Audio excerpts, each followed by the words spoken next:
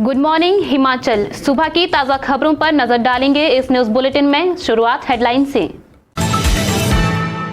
This bulletin is brought you by Minerva coaching institute Ghumarwin and Bhushan jewellers Solan. Himachal में सियासी घटनाक्रम के बीच पीडब्ल्यूडी मंत्री विक्रमादित्य सिंह ने दिया इस्तीफा।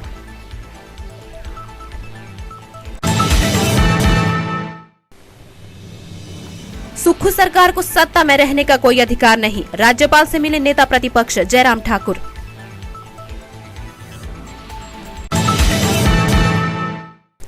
बहुमत से बजट पारित नहीं होता है तो मुश्किल में पड़ जाएगी सुक्खू सरकार।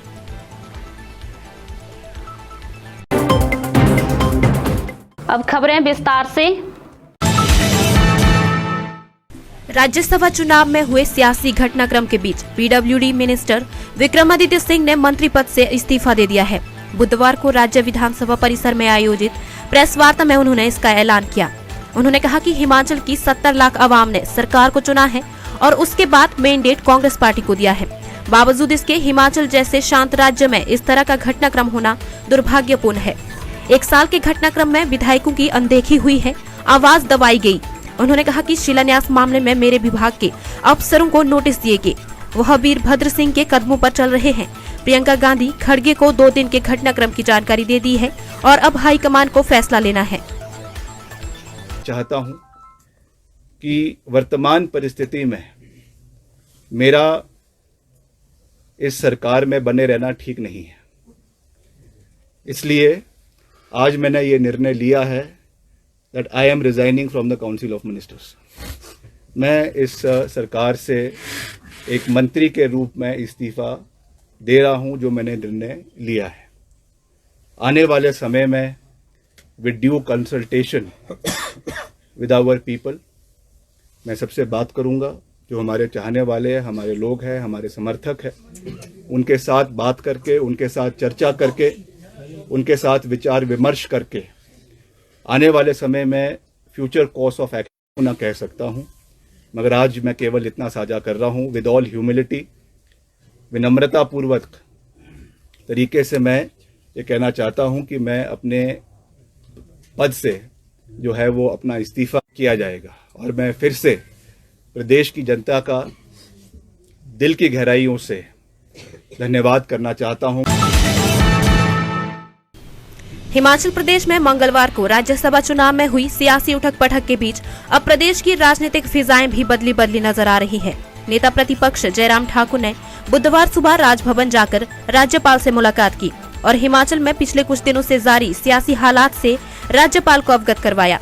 इसके बाद जयराम ठाकुर ने पत्रकारों से कहा कि जो भी घटनाक्रम हुआ है उससे जाहिर है कि सुक्खू सरकार को सत्ता में रहने का कोई अधिकार नहीं है।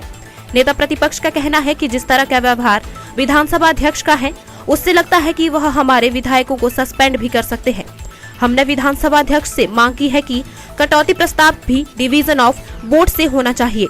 जब भी फाइनेंशियल बिल पारित हो तो फ्लोर टेस्ट हो और बजट पारित करने के लिए डिवीजन ऑफ वोट होना चाहिए। भारतीय जनता पार्टी के हमारे जो प्रत्याशी थे हर्ष महाजन जी, वो जीते हैं और सरकार बहुत बड़े बहुमत में थी, उसके बावजूद भी जीते हैं। और स्वाभाविक रूप से जो जीतने के जो सारी चीजें घटनाक्रम जो घटित हुई हैं सब वहां पर, उसमें अगर हम देखें तो वर्तमान में कांग्रेस की सरकार को सत्ता में रहने का कोई अधिकार नहीं है, यही मैं कहना चाहता हूं। और वो अभी जो जानकारी हमने इस संदर्भ में खासतौर से जो घटनाक्रम घटित हुआ पिछले दिनों में, उसके बारे में अपनी जानकारी जो है हमने महामहिम राज्यपाल महोदय जी को दी। सर, डिवीजन ऑफ वोट्स होगा सर, आज डिवीजन ऑफ वोट्स होने की देखिए, संभावना है। हमें कई तरह की एप्रीहेंशंस है। हाँ।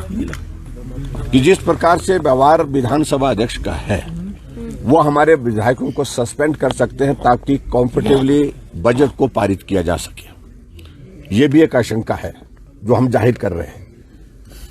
और इसके अलावा मुझे ये भी मालूम पड़ा कि कांग्रेस के कुछ विधायकों को नोटिस दिए हैं जो जिन्होंने वोट दिया है और उनको नोटिस दे करके कि आपके ऊपर जो है हमारा 1:30 बजे का समय तय किया उसमें, तो उसमें जो डिफेक्शन लॉ है, जो एंटी डिफेक्शन लॉ है, उस पर उनने कहा कि आपके खिलाफ कार्रवाई क्यों न की जाए। अपना पक्ष प्रस्तुत करने के लिए उनको 1:30 बजे बुलाया गया है। तो उनको सस्पेंड करने की उनकी ओर से जो मंशा जाहिर की जा रही है, वो भी एक संभावना है। हिमाचल में कांग्रेस के पास बहुमत होने के बाद भी राज्यसभा की सीट भाजपा की झोली में चली गई। अब अगर बजट बहुमत से पारित नहीं होता है तो सुक्खू सरकार की मुश्किलें बढ़ सकती है। विधानसभा में गुरुवार को वित्त बजट पारित किया जाना है। बजट पारित करते समय विपक्ष सदन में डिवीजन मांग सकता है। ऐसे में मतदान होता है तो उसमें भी सरकार के पक्ष में वोट नहीं पड़े तो मुश्किलें बढ़ सकती है। हालांकि ऐसी संभावना से मुख्यमंत्री ने इनकार किया है। सदन के नेता को विधानसभा में बजट पारित करने के लिए बहुमत साबित करना होगा। कांग्रेस और भाजपा ने राज्यसभा के लिए 34 विधायकों का समर्थन जुटाकर टाई किया है। इस न्यूज बुलेटिन में बस इतना ही। बने रहें दिव्य हिमाचल टीवी के साथ।